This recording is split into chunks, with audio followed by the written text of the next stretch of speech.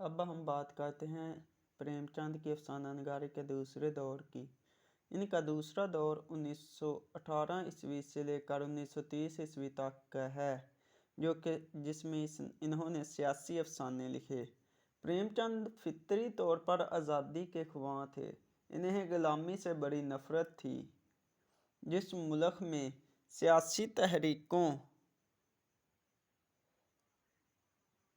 का आगाज़ हुआ और ऑल इंडिया कांग्रेस ने इनकलाब जिंदाबाद के नारे लगाने शुरू किए और जगह जगह सिविल नाफरमानी होने लगी, तो इससे बहुत खुश हुए।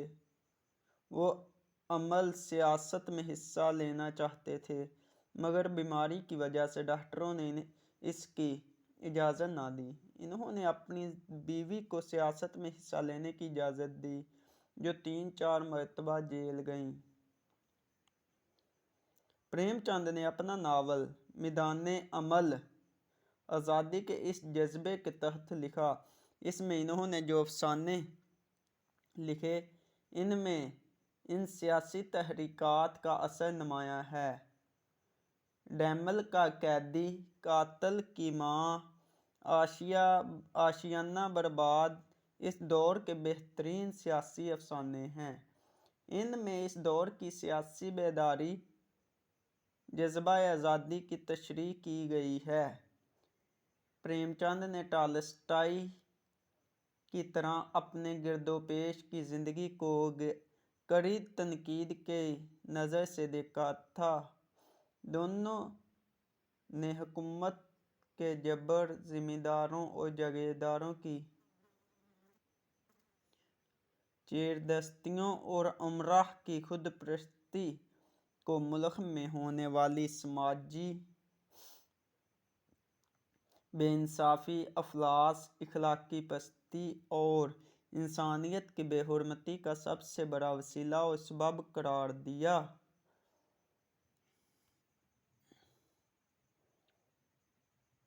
1918 में पहली जंग अज़ीम ख़त्म हुई तो बरतानवी हुकूमत ने हिंदुस्तानी अवाम की ख़ास तहरीक आज़ादी को कुचलने के लिए रोल्ट एक्ट पास कर दिया। अप्रैल 1919 में जलियांवाला बाग का सानहा पेश आया। जंग के बाद अंग्रेज़ों ने जब तुर्की की खिलाफत को ख़त्म करने का फ़ैसला किया तो हिंदुस्तानी मुसलमान बब्बर गए।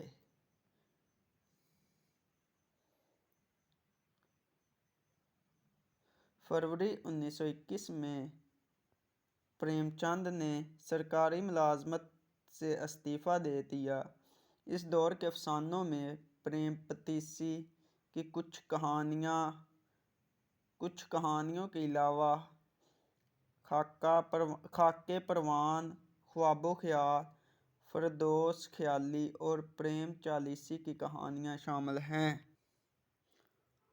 अब वो बिलाशुबा हिंदी और उर्दू के मुमताज़ और नामवर अदीब थे। अदबी रसायल भी इनकी तख्लीक़ात के लिए असरार करने लगे और इनके संजीदा क़ारीन बजा तौर पर इनसे ये तवक्को भी करने लगे कि फ़नी एतबार से वो ज़्यादा दिलकश और मुअस्सर कहानियाँ पेश करेंगे। इसी ज़माने में, जैसा कि इनके मुकातब से मालूम होता है, इन्होंने चेखोव, मोस्पा, अनातोल फ्रांस और ऑस्कर जैसे अदीबों की तख्लीक़ात का मुताला भी बहुत शौक़ से किया है, लेकिन किसी की तक़लीद को इन्होंने अपना शेवा नहीं बनाया। अब इनका तीसरा दौर, जो कि 1931 से 1936 तक का है, हकीकत नगारी का दौर कहलाता है। इनकी अफसाना नगारी का तीसरा दौर हकीकत नगारी का दौर है, जहाँ तक पहुँचते पहुँचते प्रेमचंद का फ़िक्र फ़न इर्तिकाई मनाज़िल से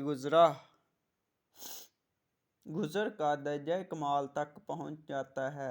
इन्हें ज़बान बयान पर और इज़हार इबलाग पर पूरी दस्तरस हासिल हो जाती है। ان کا ذہن ہر قسم کی الجھنوں کو سلجھانے کے قابل ہو جاتا ہے۔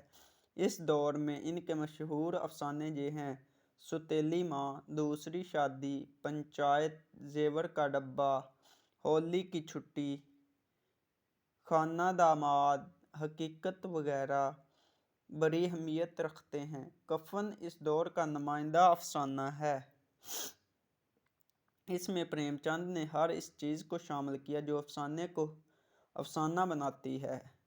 حقیقت تو یہ ہے کہ کفن جیسا افسانہ ابھی تک لکھا نہیں جا سکا۔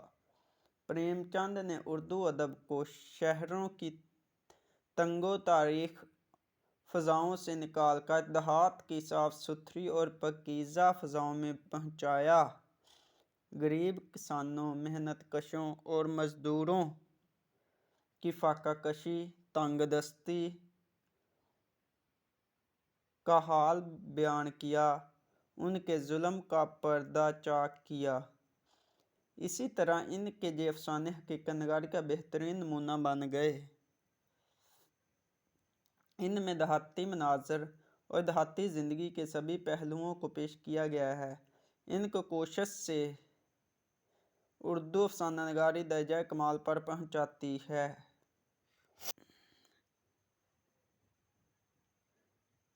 پریم چند نے ان تینوں ادوار میں جو افسانے لکھے ہیں وہ ہر لحاظ سے بہترین افسانے ہیں۔ پریم چند نے معاشرتی اصلاح کو اپنا مقصد بنایا اور اسے ادب اور فن کے پردے میں سمو کر بڑی خوبی سے پیش کیا۔ اس کی زبان سادگی، سلاست اور بے تکلفی کا اعلیٰ نمونہ ہے۔ وہ عربی فارسی لفظوں کو ہندی لفظوں سے ہم آہنگ کر کے بڑی خوبی سے استعمال کرتے ہیں۔ اسی کے ساتھ آج کا ہمارا ٹاپک مکمل ہوا۔